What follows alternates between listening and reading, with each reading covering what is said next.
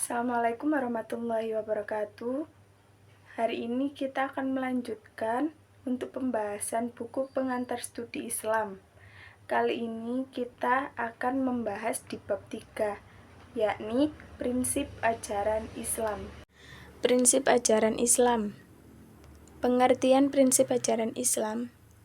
Prinsip adalah asas dasar kebenaran yang jadi pokok dasar orang berpikir dan bertindak. Jadi, kalau sumber adalah sesuatu yang dijadikan tempat pengambilan bahan seperti Al-Quran, hadis, dan ro'yu, sedangkan prinsip adalah asas atau dasar yang dijadikan sandaran atau pijakan dalam membangun sesuatu atau untuk mengembangkan konsep dan teori. Selanjutnya, macam-macam prinsip ajaran Islam. 1. Sesuai dengan fitrah manusia. Fitrah adalah kecenderungan atau perasaan mengakui adanya kekuasaan yang menguasai dirinya dan alam jagat raya. Yang kedua, keseimbangan atau al-tawazun.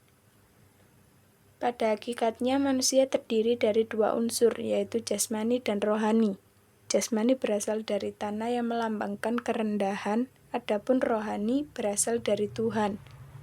Dan bahkan ia merupakan unsur ketuhanan yang terdapat dalam diri manusia yang melambangkan ketinggian.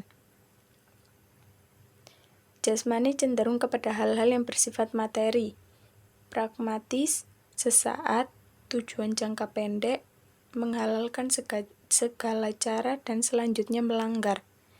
Adapun rohani cenderung kepada hal-hal yang bersifat imateri, rohania, filosofis, abadi, tujuan jangka panjang, dan selalu berpihak kepada kebenaran.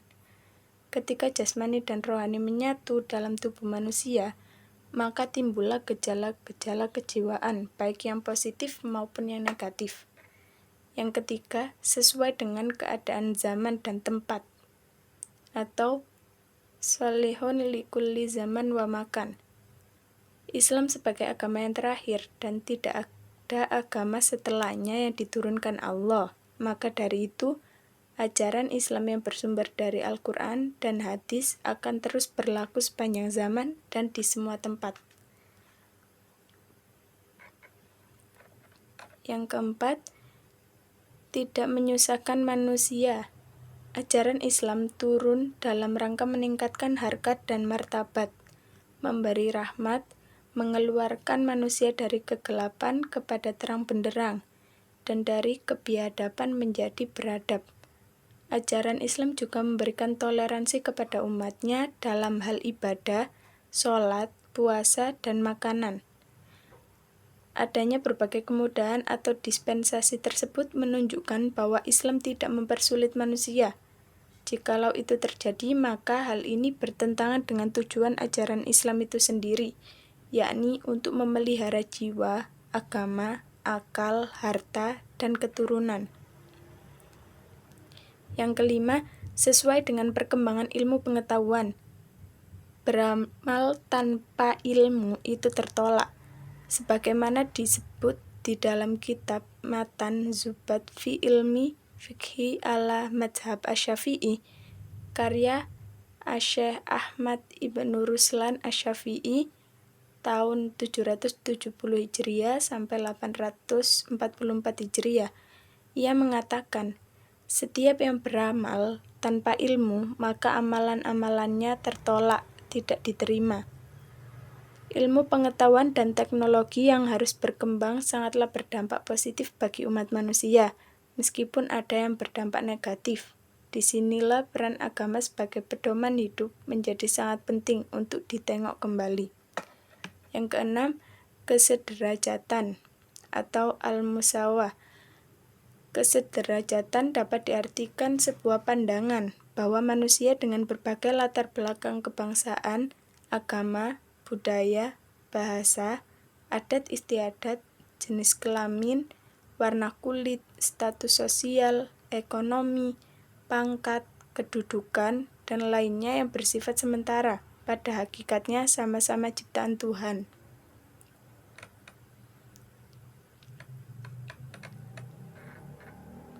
Kemudian yang ketujuh, keadilan.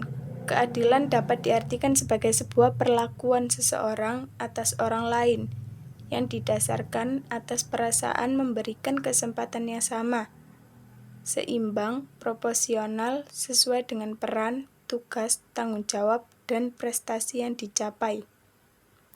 Prinsip keadilan dalam Islam merupakan perekat, pemersatu, dan penyeimbang antara berbagai tindakan dan perbuatan yang dilakukan manusia, yang memungkinkan setiap orang akan dapat menerimanya dengan rasa puas. Yang ke-8, musyawarah. Musyawarah diambil dari bahasa Arab yaitu syuro, yang diserap ke dalam bahasa Indonesia yang memiliki arti berunding dan berembuk. Adapun syuro menurut istilah berarti menyatukan pendapat yang berbeda-beda berkenaan tentang masalah tertentu dengan cara mengujinya dari berbagai pendapat hingga sampai kepada pendapat yang paling benar. Yang ke-9, ukhwah. Ukhwah Islamiyah berarti persaudaraan yang bersifat Islami atau yang diajarkan oleh Islam. Terdapat 4 macam persaudaraan yang dijelaskan dalam Al-Quran, yaitu ukhwah ubudiyah, ukhwah insaniyah, ukhwah watoniyah wa an-nasab, dan ukhwah fidin al-Islam.